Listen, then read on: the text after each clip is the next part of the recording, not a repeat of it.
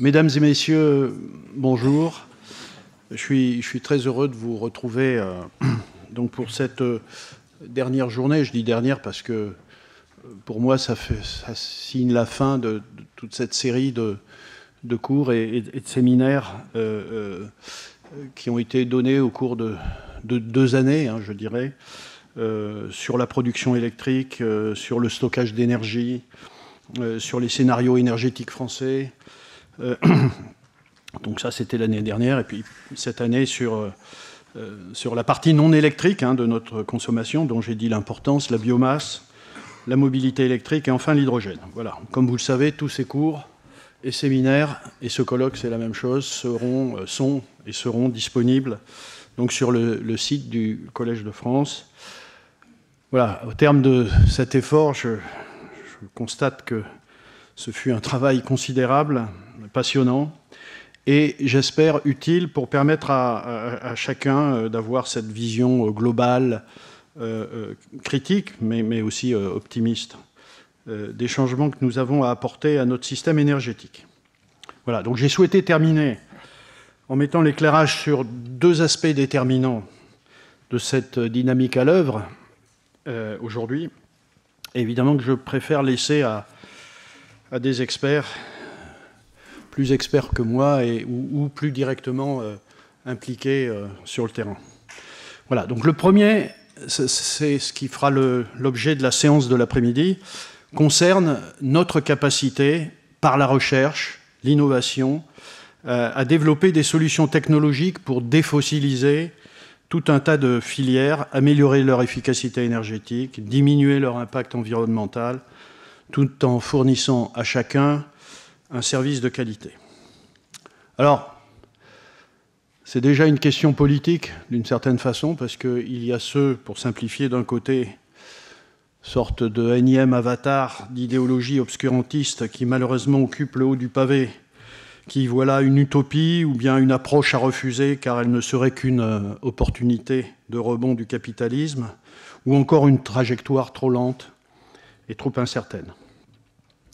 Alors, ils aiment à qualifier cette trajectoire de techno-solutionnisme. Ça a l'air d'être le mot à la mode aujourd'hui.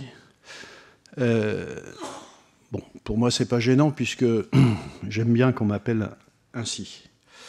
Alors, il y a heureusement tous ceux qui, comme moi, au contraire, ont compris ou admettent qu'une grande partie, je ne dis pas toute la solution, une grande partie de la solution se trouve dans la connaissance, toujours plus de connaissances, la recherche fondamentale, technologique, industrielle, dans une forme d'optimisme, un peu, de confiance, pas béate, mais pragmatique, réaliste, dans la capacité de l'homme à trouver par la science des réponses appropriées aux questions complexes auxquelles il est confronté.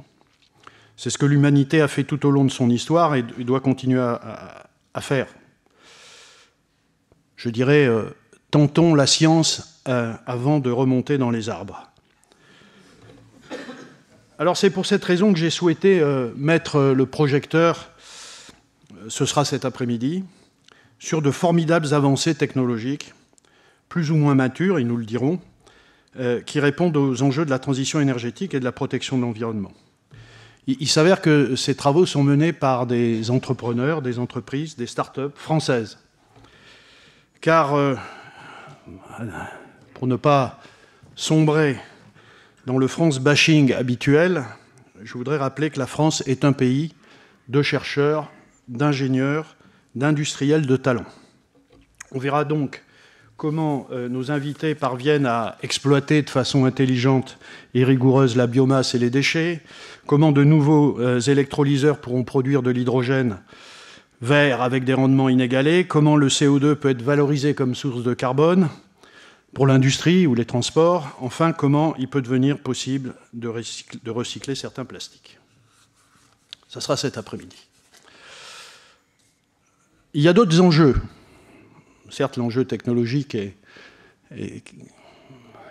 celui que moi-même j'essaye de traiter dans mon laboratoire, comme d'autres, mais il y a d'autres enjeux qui sont tout aussi importants. Ils sont notamment politiques, économiques et sociaux. Les crises diverses auxquelles nous avons été et sommes encore confrontés depuis plusieurs années, la crise sanitaire, par exemple, mondiale, de 2020-2021, les guerres au cœur de l'Europe et au Moyen-Orient, la crise énergétique de 2022, aujourd'hui la crise agricole partout en Europe, toutes ces crises nous disent que la crise climatique n'est malheureusement pas la seule à notre agenda. Toute politique énergétique et environnementale, rigoureuse et acceptable, devra trouver le bon équilibre entre objectifs climatiques, croissance verte, développement technologique, mais aussi sécurité d'approvisionnement énergétique, souveraineté technologique, souveraineté alimentaire, et bien sûr aussi justice sociale et gestion des équilibres géopolitiques. Très complexe. En d'autres termes, une politique énergétique, parce que c'est surtout de ça dont j'ai parlé, au fond, n'est pas qu'une politique climatique. Alors, c'est ce matin, on ne va pas pouvoir tout traiter, mais j'ai souhaité qu'on puisse aborder, grâce à des spécialistes de ces questions, des sujets aussi importants que, premièrement, dans le désordre, la politique énergétique européenne. Qu'est-ce que c'est? Est-ce que ça existe? Qu'est-ce que ça sera demain? Est-il possible de sortir de certains blocages, notamment entre certains pays? Voilà, c'est ce que nous dira, entre autres, Cécile Maisonneuve. Deuxième point, le marché de l'électricité, dont on a pu constater qu'il était insuffisamment opérationnel et qu'il fallait le réformer. Alors, où en est-on de cette réforme? Sur quels principes? Voilà, Jacques Percebois est là pour nous éclairer. Et puis la question de la souveraineté énergétique, qui, moi, me tient à cœur profondément. Si bien évidemment l'Europe est aujourd'hui notre horizon, parce que c'est la seule à pouvoir rivaliser avec les grands ensembles économiques mondiaux et parce que la solidarité énergétique européenne est essentielle, même si elle est imparfaite, il n'en reste pas moins que chaque citoyen attend de son État qu'il lui assure une sécurité énergétique qui dépend en partie d'une souveraineté nationale en matière d'énergie. Alors de quoi parle-t-on quand on parle de souveraineté nationale ou européenne? Quelles dépendances sont acceptables parce qu'inéluctables? Voilà. Et quel est le rôle de l'État? Jean-Paul Bout est là pour nous éclairer. Voilà. Grand merci à tous les invités pour avoir pris du temps à construire cette journée avec moi, pour vous, chers auditeurs fidèles, présents et aussi virtuels, comme vous le savez. Ces cours sont filmés et disponibles ensuite. Alors on va commencer par Kyle Harper, notre premier intervenant. Kyle est professeur d'histoire ancienne à l'Université de l'Oklahoma.